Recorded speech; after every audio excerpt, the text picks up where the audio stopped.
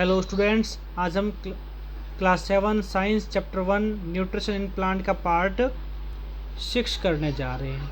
इस 6 पार्ट हम एल्गी के बारे में और प्लांट के द्वारा बने हुए अदर फूड मटेरियल है उसके बारे में स्टडी करेंगे। अभी तक हमने न्यूट्रिशन इन प्लांट में प्लांट का न्यूट्रिशन, मोड ऑफ न्यूट्रिशन और फोटोसिंथेसिस प्रोसेस के बारे में हमने स्टडी किया है।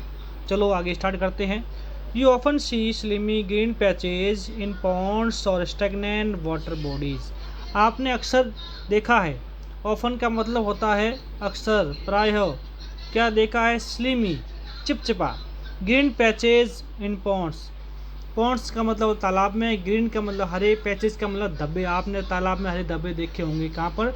जहाँ पानी रुका हुआ होता वहाँ। और स्टैग्नेंट मतलब ठहरा हुआ, वाटर बॉडीज मतलब पानी जहाँ ठहरा हुआ होता है, बस ठहरे पानी आप चिपचिपा और हरा आपने धब्बे देखे होंगे पॉन्ड्स के अंदर।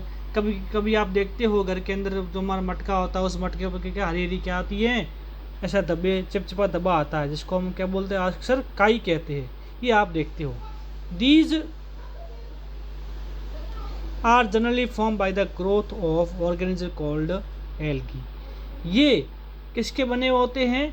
जो जीव होते हैं, उस जीवों के ग्रोथ के कारण बने होते हैं।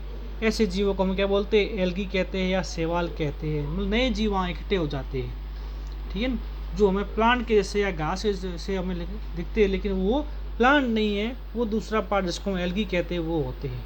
एल्गी के मतलब शैवाल। तो वो जो काई होती है, उस काई को हम काई न कहकर क्या कहेंगे? एल्गी कह सकते हैं। कैन यू गेस, क्या ये आप अनुमान लगा सकते हैं?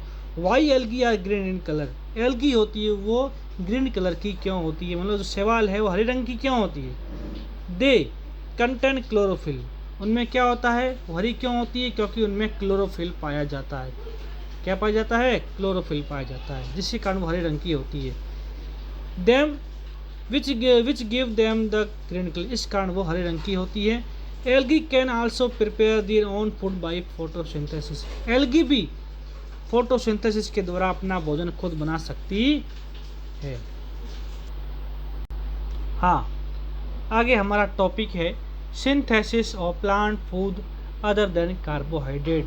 कार्बोहाइड्रेट के अलावा प्लांट के द्वारा दूसरा फूड का बनना, दूसरे फूड का सिंथेसिस होना, ये हम स्टडी करने जा रहे हैं। मतलब प्लांट है, कार्बोहाइड्रेट के अलावा क्या प्रोटीन है, फैट्स है, विटामिन, इसका भी क्या फॉर्मेशन करता है, इसका भी सिंथेसिस करता है या नहीं करता है, ये हम अभी स्टडी करने जा रहे हैं। चलो स्टार्ट करते हैं।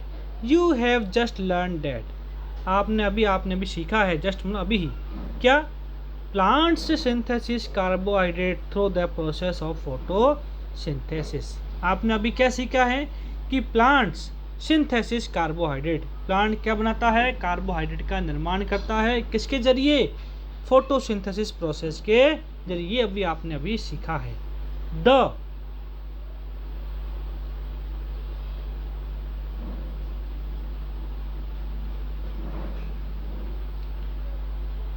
Carbohydrate are made of carbon. ये जो कार्बोहाइड्रेट होता है वो किसका बना हुआ होता है? कार्बन का। कार्बन एक प्रकार का एलिमेंट है, उसका क्या बना होता है? कार्बोहाइड्रेट उसका बना हुआ होता है। एंड उसके अलावा हाइड्रोजन और ऑक्सीजन का मिलकर बना हुआ होता है। तो कार्बोहाइड्रेट में कितने प्रकार के तत्व होते हैं? 3 प्रकार के तत्व होते हैं। एक होता है कार्बन, एक होता है हाइड्रोजन, एक होता है ऑक्सीजन। इससे मिलकर क्या बना हुआ होता है? कार्बोहाइड्रेट। तो इसका प्रिपरेशन कौन करता है? प्लांट करती है। और प्लांट किसके जरिए करता है? प्लांट इसका प्रिपरेशन करता है वो फोटोसिंथेसिस प्रोसेस के जरिए करता है। These are used to synthesis other component of food such as protein and fats. इसके अलावा ये जो कंपोनेंट है, कौन कौन से? कार्बन, हाइड्रोजन और ऑक्सीजन। ये कंपोनेंट है जो किसका निर्माण करते हैं? इस कार्बोहाइड्रेट के अलावा प्रोटीन और फैट्स का भी निर्माण इसी के जरिए होता है। किसके जरिए होता है? इन 3 तत्वों के जरिए। कौन कौन से एलिमेंट है? 3 एलिमेंट है, कार्बन, हाइड्रोजन और ऑक्सीजन के द्वारा किसका निर्माण होता है? फैट्स का भी होता है और प्रोटीन का भी होता है। फैट्स का मतलब होता है वसा। But protein are nitrogenous substance, लेकिन प्रोटीन है वो कैसा सब्सटेंस है, कैसा तत्व है? नाइट्रोजनस है, मतलब नाइट्रोजन युक्त। इसमें क्या पाया जाता है? इसमें एक और तत्व जिसका नाम होता है नाइट्रोजन, इसको N से दर्शाते वो तत्व इसमें पाया जाता है। किसमें? केवल प्रोटीन के अंदर। विच कंटेन नाइट्रोजन, जिसमें नाइट्रोजन पाया जाता है। From where do the plants obtain nitrogen, अब ये है नाइट्रोजन है वो प्लांट को कहाँ से मिलता है, ये आगे हम क्या करेंगे, स्टडी करने जा रहे हैं। Recall the nitrogen is present in abundance in gaseous form in the air. Recall the nitrogen. Nitrogen के बारे में पुनः सोचते हैं, देखते हैं। Is present in abundance in gaseous form in the air. हम जानते हैं कि वायुमंडल में बहुत सारी गैसें होती है। वायुमंडल है, इसमें बहुत सारी गैसें होती है। इसमें ऑक्सीजन भी है, इसमें हाइड्रोजन भी है, इसमें CO2 गैस भी है, इसमें हीलियम भी है, नियॉन भी है। लेकिन आपको एक क्वेश्चन पूछता हूँ कि वायुमंडल में सबसे अधिक मात्रा में, प्रचुर मात्रा में कौन सी गैस पाई जाती है, तो आपका आंसर होगा वो क्या होगा, नाइट्रोजन पाई जाती है। एबंडेंस का मतलब होता है सबसे अधिक मात्रा में। तो वायुमंडल में सबसे अधिक मात्रा में कौन सी गैस पाई जाती है, तो उसका नाम है नाइट्रोजन। ये कहाँ पाई जाती है, एयर में, वायुमंडल में पाई जाती है। हाउएवर, फिर भी plant cannot absorb nitrogen in this form.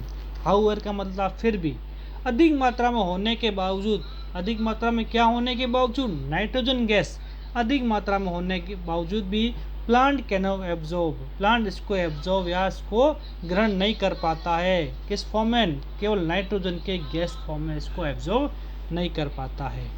ठीक, बाकी तो एब्जॉर्ब कर पाता है लेकिन नाइट्रोजन को एब्जॉर्ब नहीं कर पाता है। लेकिन नाइट्रोजन हमें चाहिए क्यों, नाइट्रोजन हमें चाहिए प्रोटीन के संश्लेषण के लिए, प्रोटीन के निर्माण के लिए। नाइट्रोजन हमारे लिए प्लांट के लिए बहुत ज़रूरी होती है। तो प्लांट इसको कैसे एब्जॉर्ब करेगा, सीधे तौर पे नाइट्रोजन नहीं ले पाता है। तो प्लांट इसको एब्जॉर्ब करने के लिए दूसरा तरीका अपनाता है। कौन सा तरीका अपनाता है, आइए हम स्टडी करते हैं। Soil has certain bacteria convert gaseous nitrogen into usable form and release it into the soil।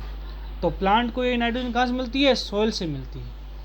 कहाँ से मिलती है ये नाइट्रोजन प्लांट को, वो सोयल से मिलती है। सोयल से कैसे, क्योंकि हम प्लांट उगाते हैं तो उसमें क्या डालते हैं, उसमें प्लांट में उगाते हैं तो जो हम डालते हैं, खाद डालते हैं या फर्टिलाइजर डालते हैं। तो उस फर्टिलाइजर में क्या होती है, नाइट्रोजन होती है जो प्लांट को वहाँ से मिल जाती है। तो क्या देखो क्या लिखा हुआ है, soil has certain bacteria. Soil में क्या होते हैं, बहुत सारे बैक्टीरिया पाए जाते हैं। That convert gaseous nitrogen into usable form. ये जो बैक्टीरिया मतलब होता है जीवाणु, छोटे जीवाणु होते हैं। कुछ जीवाणु हमारे लिए हानिकारक भी होते हैं, कुछ जीवाणु क्या होते हैं, लाभदायक भी होते हैं। जैसे हमारे दूध से दही बनता है तो वो भी किसके द्वारा बनता है, दूध से जो दही बनता है, वो दही बनता है वो बैक्टीरिया के द्वारा ही बनता है। तो उस बैक्टीरिया का नाम होता है लैक्टोबैसिलस। तो उसी प्रकार जो वायुमंडल में नाइट्रोजन पाई जाती है, उस नाइट्रोजन को गैसियस फॉर्म से, गैसियस मतलब गैस से उसको किसमें, यूजेबल फॉर्म में, उपयोगी तरीके में बदलने के लिए कौन काम आता है, जीवाणु आते हैं, बैक्टीरिया होते हैं जो वायुमंडल की नाइट्रोजन को उसको यौगिक में बदलकर प्लांट को दे देते हैं। एंड रिलीज इनटू सोइल, उसको बदलने के बाद उसको कहाँ छोड़ देते हैं, सोइल में मिला देते हैं। और सोइल में क्या होती है, प्लांट की क्या पाई जाती है, रूट्स पाई जाती है, जो वाटर के साथ साथ इस नाइट्रोजन को एब्जॉर्ब कर लेती है। These are absorb by the plants along with water. इस नाइट्रोजन को जो अब कहाँ चली गई है, नाइट्रोजन गैसियस फॉर्म से कहाँ चली गई, सोइल में चली गई है। ये नाइट्रोजन है जब प्लांट क्या करता है, वाटर का एब्जॉर्ब करता है रूट के जरिए, तो इसके साथ साथ अलोंग विद का मतलब होता है इसके साथ साथ वो नाइट्रोजन को क्या करता है, एब्जॉर्ब कर लेता है। कौन कर लेता है, ये प्लांट कर लेता है। किसके जरिए, रूट के जरिए। किसके साथ, वाटर के साथ साथ एब्जॉर्ब कर लेता है। चलो आगे स्टडी करते हैं।